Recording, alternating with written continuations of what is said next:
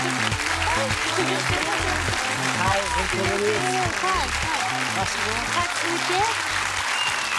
Välkommen. Kul att vara tillbaka. Hur mycket av en konfliktvägrare är du? Inte så faktiskt. Jag är ganska få konflikter, skulle jag säga.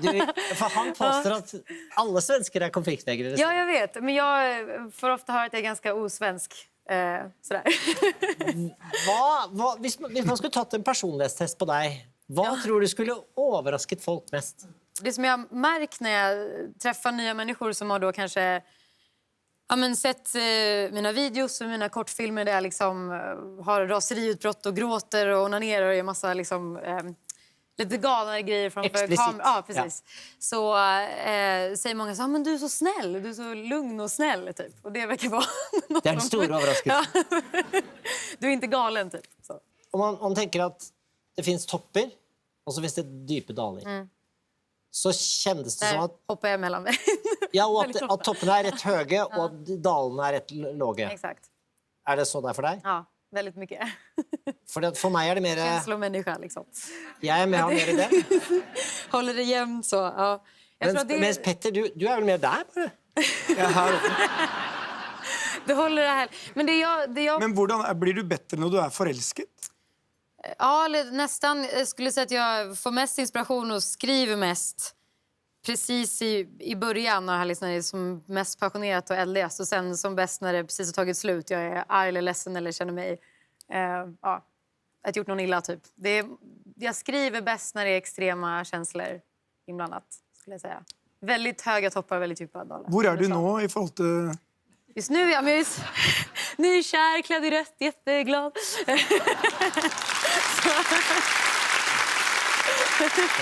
Just nu är en bra tid, ja.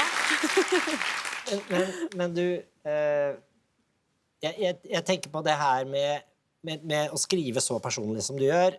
Du har ju ibland omtalat det som en dagbok.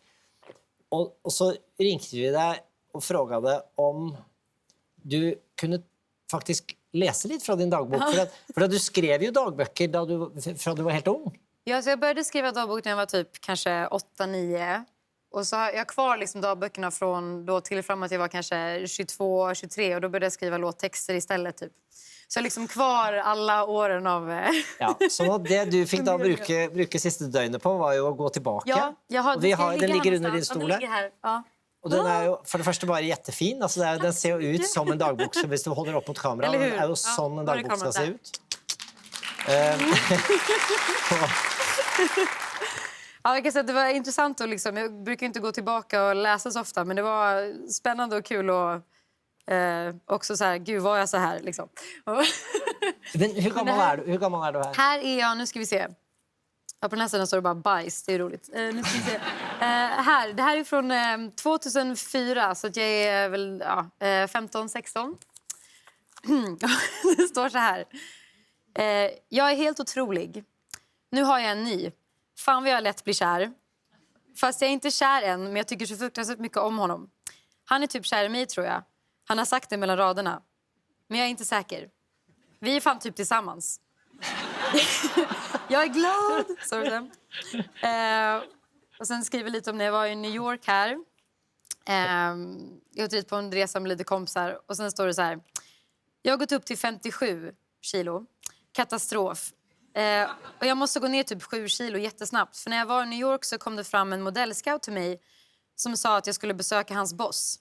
Så jag och Karo, min kompis, åkte dit och så tog han lite kort som han skickade till Mikas. Eller som han sa att han skulle skicka till Mikas.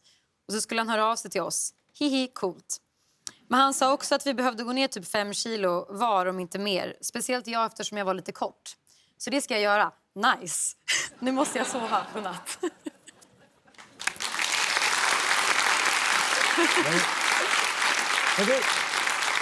När du läser det sista där, vad tänker du då? Här, alltså.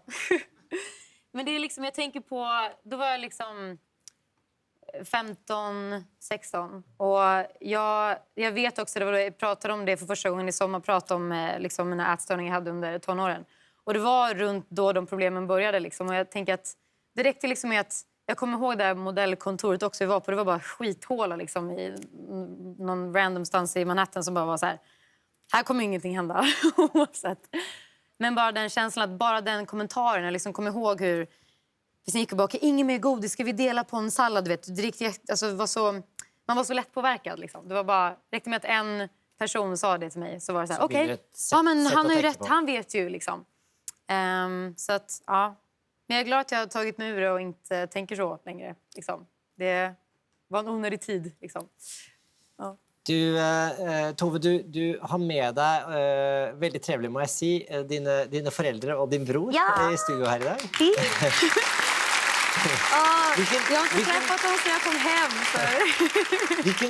Vilken roll har de spelat för dig? Jättestor. Vi är väldigt nära, alla i familjen. Och mamma och pappa har ju liksom varit väldigt stöttande men oroliga, såklart. Det håller bara att de hör låten. Ja, precis. Nej, men jag tror också att men det var kul. Vi hade en stor fest tillsammans alla 4 för ett par år sedan. Och då höll mamma och pappa ett tal där de sa det liksom, för jag släppte min första singel Habits Stay High liksom först utan skivbolag och gjorde en egen video då där liksom är jag och massa polare som bara dricker massa sprit och klädda tårta på varandra i underkläder och det är liksom väldigt stökig video, ganska lik den som är ute nu också. Och visade för mamma. Jag liksom, känner mer. jag är också förälder. Det var det som inte... Och då såg de det här bara, men nu har ni pajat allt. Vad håller de på med liksom? Det här, nu kommer hon förstöra alla kontakter, allting hon har byggt upp liksom. Det här skulle vara den stora liksom så här, hennes independent release och så gör hon så här, du vet. Men det tog ju fart då som fan och så kom skivbolagen och var jätteintresserade och så sa de det i talet att men vi insåg bara då att vi förstår ju ingenting av vad vi håller på med så vi tänker bara finnas här för dig. Och det tycker jag var väldigt fint. Du, ibland så är det också okej att inte veta allt barna håller på med. Håller du med? Ja, men jeg har et enkelt forhold til det. Eneste foreldre skal gi er uendelig med kjærlighet, og så må man finne sin vei. Og jeg er helt fascinert av historien din. Jeg bare elsker det. Og foreldre skal være litt bekymret. Ja, men det hör till. Det verkar höra till att vara bli förälder liksom. Ja, men det är ju en del av det som sker. Men du har en helt, alltså bekymret i förträngning tror jag väldigt. En slags blandning. Jo, det känner jag att det har varit mycket av. Alltså just det så här. Men nu, det är det som känns lite taskigt mot er, måste jag säga. Att så här, ni tvingas ju få reda på allt. Liksom. Och jag vet att ni googlar och söker på allt. Mamma har liksom sett varenda tweet och varenda grej som har skrivits. Och det kan inte vara jättelätt. Och brorsan får förklara och förklara. Ja, men Leo är väldigt liksom, det känns rätt lugn med allting tycker jag. Du nämnde ju inte bara var du kär i din dagbok men du sa du var kär nu. Och det det har gjort att du bor för tiden i Los Angeles. Flyttar dit för det är där han bor så. Ja, men så sen fattar jag att det har varit en sån meet the parents situation. Ja, det var ju intressant. Han är ju från Nya Zeeland. Så jag var på Nya Zeeland och träffade hans mamma och systrar för första gången. Och hans mamma då har ju då sett allt jag har gjort, liksom, hört alla låtar. Och hon är ganska konservativ sådär, så hon var ju livrädd då, liksom, vem fan är du har träffat? Så det var skönt att träffa henne och hon var liksom så här, men du är ju normal. Ja, men jag var fin stund, men jag var ganska, jag var lite nervös inför det. Hur var det för dig, Petter, då du skulle möta dina svigerföräldrar? De kunde ju också googla, för att säga det så. Jeg var definitivt ikke den de hadde sett for seg. De hadde nok sett for seg at min kjæreste en gang, Gunhild, at hun skulle finne en sånn type Jonas Gahr Støre-variant, eller en sånn... Statsministerkandidat? Ja, men en sånn type.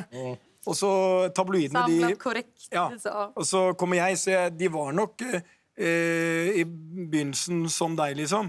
Jeg var ikke på favorittlisten deres, jeg var vel kanskje ikke på lista i det hele tatt. Men så etter hvert så har jeg jobbet meg opp, da.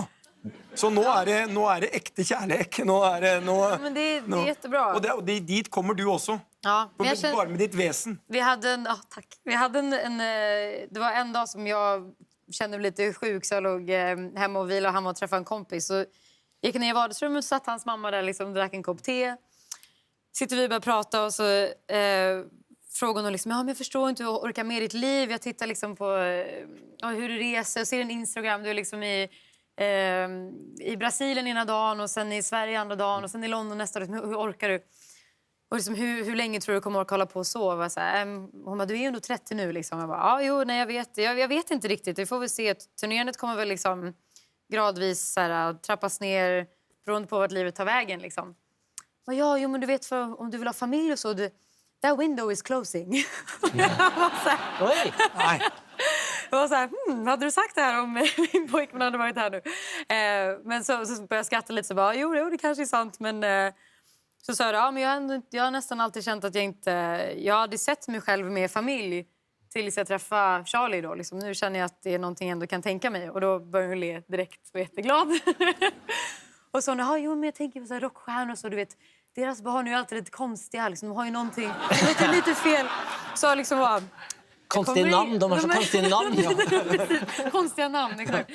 Så sa det bara, och så seglar hon iväg lite då, liksom hur mycket men barn får på grund av att man vet när rockstjärnor dricker när de är gravida. Och det sa liksom bara, jag måste bara stoppa så här. Jag kommer inte dricka eller liksom knarka eller någonting dumt om liksom, nej med barn. Du behöver inte oroa dig. Nej, det var inte det jag menade. Så jag skämdes så lite. Men det var en ganska rolig konversation. Du har sagt någon gång att du alltid är lite på rymmen. Ja. Känner du att du inte är det nu längre?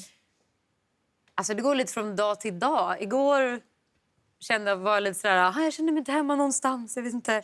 Jag liksom åkte inte hem till min lägenhet utan jag tog in på hotell istället. För jag kände mig inte redo att gå in i min lägenhet. Typ sådana konstiga grejer. Det är väldigt bra.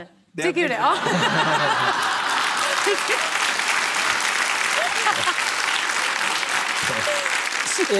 Är du igång med att skriva nytt material? Ja, det är. Du har skrivit om sex and drugs. Ja. Vet du var du går? Sex, droger och kärlek. Jag tror att nu kommer det nog vara... Jag tror att den första låten jag skrev jag har skrivit mycket till andra nu också, de här 2 månaderna. Men första låten som jag skrev som kändes till mig hette What Happens When the Party's Over.